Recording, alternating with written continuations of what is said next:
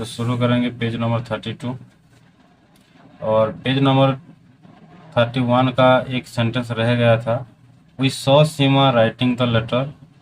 Saw finite verb होता है और राइटिंग यहाँ पर नॉन फाइनाइट वर्ब है।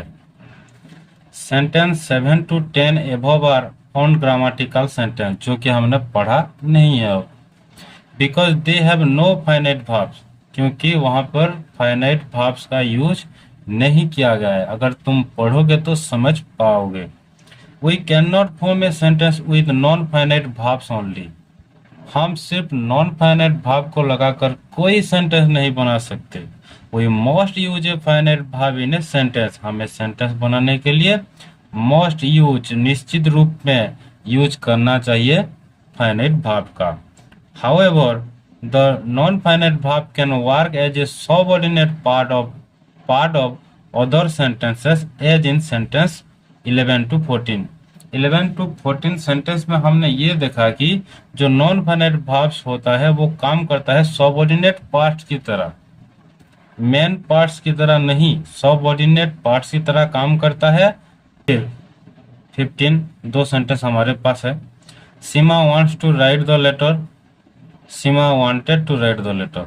यहाँ पे ये जो वांट्स था यहाँ पे वांटेड हो गया है, टेंस का चेंज हो गया है, लेकिन ये जो टू राइट था टू राइट ही है, कोई चेंज हुआ नहीं है। इसीलिए ये जो वांट्स वांटेड हो गया तो ये है फाइनाइट वर्ब जो कि टेंस दिखा रहे हैं, वो जो प्रेजेंट से पास्ट हो गया। लेकिन जो टू राइट है, ये जो टू राइट है वो चेंज नहीं हुआ है, वही तो है हमारे non finite verbs. Okay, the finite verb change from wants to wanted as the tense changes. Tense जब change होता है तो wants wanted हो जाता है, but the non-finite verb to write does not change.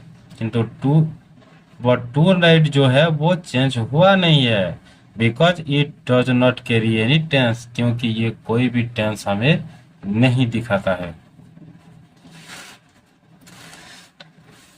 फिर non-finite verbs can be one of the four types as given below. 4 प्रकार का हो सकता है non-finite verbs।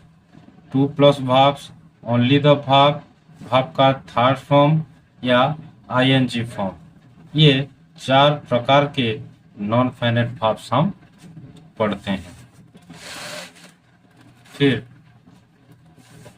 underline the non-finite verb in the following sentence। चलो activity 1 का answer करेंगे।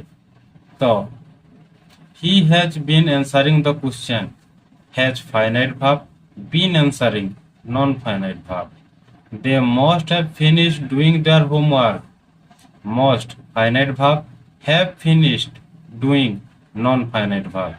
She may have been helped by her brother, may finite verb, have been helped non finite verb. You should have been studying English grammar more thoroughly, should finite verb, have been studying non-finite verb।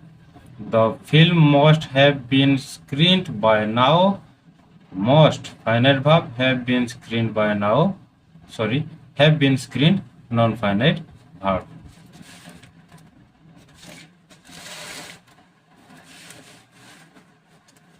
और last, now read the following sentences। I want to win the match, want finite to win non-finite। I want Bhutia to win this match, want finite to win non-finite। It is easy to win this match, is finite to win non-finite। Bhutia's school helped us win this match, helps finite win non-finite।